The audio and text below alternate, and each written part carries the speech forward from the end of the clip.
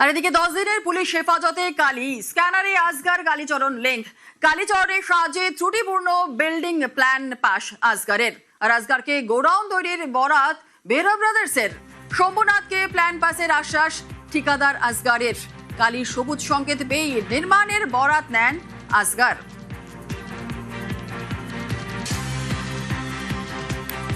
দশ দিনের পুলিশ হেফাজতে কালী স্ক্যানারে আসগর কালীচরণ লিঙ্ক আর কালীচরণের সাহায্যে ত্রুটিপূর্ণ বিল্ডিং প্ল্যান পাস আসগরের। আসগরকে গোডাউন তৈরির বরাত বেরা ব্রাদার্সের। শম্ভুনাথকে প্ল্যান পাসের আশ্বাস ঠিকাদার আসগরের। কালীর সবুজ সংকেত পেয়েই নির্মাণের বরাত নেন এই আসগর।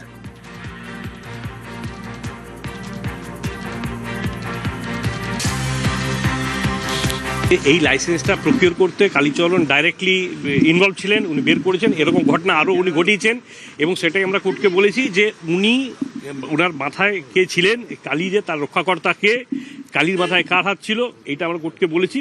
কোর্ট 4 তারিখ অবধি পুলিশ কাস্টডি যেটা ওনারা ওই সার্টিফিকেটটা দিয়েছিলেন ইনিশিয়ালি যে কাজ করার জন্য, সেই ডকুমেন্টটা সঠিক ছিল না। একটা টিম ওয়ার্ক ছিল, সেই টিম ওয়ার্কে কালীচরণ যেমন আছে এরকম বহু লোক আছে, সেই জিনিসগুলো উনি তৈরি করে দিয়েছিলেন এবং সেটা যদি না হতো তাহলে এই ঘটনাটা হয়তো ঘটতো না।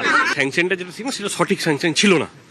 যদি ঠিক এনকোয়ারি করে হতো তাহলে হয়তো স্যাংশনটা টাকার বিনিময়ে স্যাংশনটা পেয়েছে। যদি স্যাংশন না পেতেন তাহলে হয়তো এই ঘটনাটাই ঘটতো না। গার্ডেন রিচ আনন্দপুর তারাতলা বেআইনি নির্মাণে বিপর্যয়, মৃত্যু মিছিল। অবৈধ নির্মাণের ফাঁস থেকে সিটি অফ জয়কে মুক্ত করতে কড়া রাজ্য সরকার। আসলে মুখ্যমন্ত্রী শুভেন্দু অধিকারী সব জায়গায় টাকা নিতে নিতে এই সিটি অফ জয়কে এবং বৃহত্তর কলকাতাকে মৃত্যুপুরীতে আপনারা পরিণত করেছেন।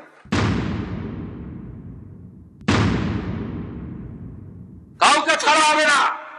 আমরা পুরো ফ্যাক্ট ফাইন্ডিং বের করেছি, কোনো ছাড়াছাড়ির সিন নেই।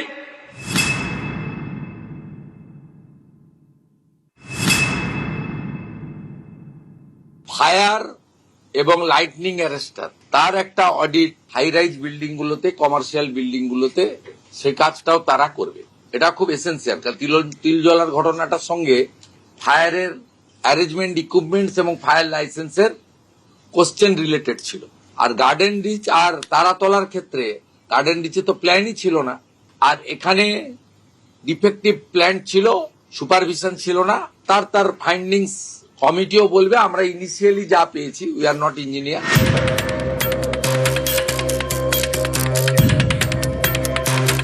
শহরতলি জুড়ে গত কয়েক বছরে যেখানে সেখানে যেন ছিল রুমাল হয়ে গেল বিড়াল পরিস্থিতি। কাল ছিল পাড়ার পুকুর, আজ সেখানে হাই রাইজ। কোথাও খেলার মাঠ হয়ে গিয়েছে শপিং কমপ্লেক্স। দিনের পর দিন জমির চরিত্র বদলেছে, উঠেছে দেদার বেআইনি বিল্ডিং। চেনা শহর হয়ে গেছে অচেনা, পাল্লা দিয়ে বেড়েছে দুর্ঘটনা। 2024 সালের 17 মার্চ গার্ডেন রিচ। গভীর রাতে নির্মীয়মান 5 তলা বিল্ডিং তাসের ঘরের মতো ভেঙে পড়ে, 13 জনের মৃত্যু হয়। প্রাথমিক তদন্ত রিপোর্ট আসার পর পুরসভার 3 ইঞ্জিনিয়ার সাসপেন্ড হয়েছিলেন। কলকাতা পুরসভার ভূমিকা নিয়ে কলকাতা হাইকোর্ট তীব্র ক্ষোভ প্রকাশ করে।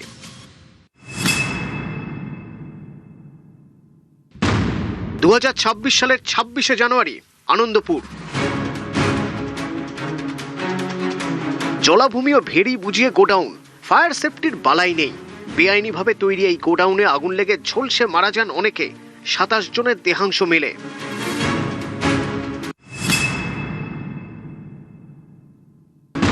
দু 2026-এর 24শে জুন এবার তারাতলা।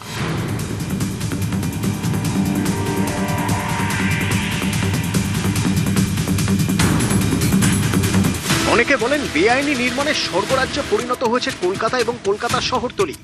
এবার ধরে ধরে চিহ্নিত করবে রাজ্য সরকার। Rajarhat, new town, Maheshtala, Budge Budge, Pujali. অভিযোগের কেন্দ্রে দক্ষিণ 24 পরগনার বিষ্ণুপুর, সোনারপুর, বারুইপুর। এর সাথে আজকে আমরা যুক্ত করেছি সাউথ দমদম, কামারহাটি এবং বরানগর। আর part of HMC, part of Bally, মূলত গঙ্গার পাশে যেগুলো আন্ডার কনস্ট্রাকশন আছে, সেটা উমেশ রায়, ইউডিএমএ, এইচএমসি তারা কথা বলে আইডেন্টিফাই করবে ওয়ার্ডগুলো। সেখানেও কিন্তু আন্ডার কনস্ট্রাকশন গুলোর ক্ষেত্রেই বলা হয়েছে রেল, মেট্রো রেল, আমাদের সরকারি যে কাজ, পোর্টের যে কাজ, এনএইচ এর কাজ, স্টেট হাইওয়ে ডেভেলপমেন্ট কর্পোরেশনের কাজ বা অন্যান্য যে সমস্ত সেন্ট্রাল এবং স্টেট গভর্নমেন্টের যে কাজ রয়েছে সেই কাজকে এর আওতার বাইরে রাখা হয়েছে। অর্থাৎ নজরদারি চলবে দক্ষিণ দমদম, বোরানগর, কামারহাটি, বালি, হাওড়াতেও। পালা বদলের পর সব বন্ধ, বেআইনি নির্মাণে জিরো টলারেন্স।